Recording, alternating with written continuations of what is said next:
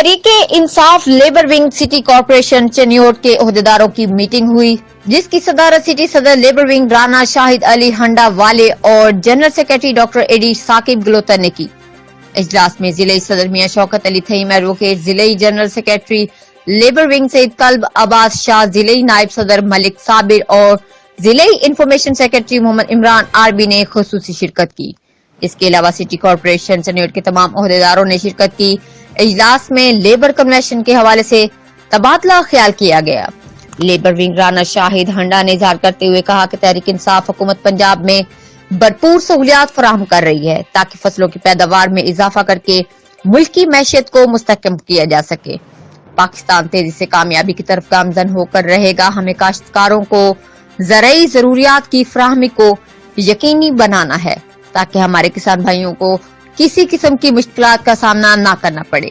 नाकिस ज़रूरी अद्वियात और जाली खाद बनाने वाले और फरोख्त करने वाले माफिया के खिलाफ बिला तफरीक क्रैकडाउन किया जाएगा। रिपोर्ट मेहर सुहेल, ब्यूरो चीफ, जियो एक्सप्रेस न्यूज, चनियोट।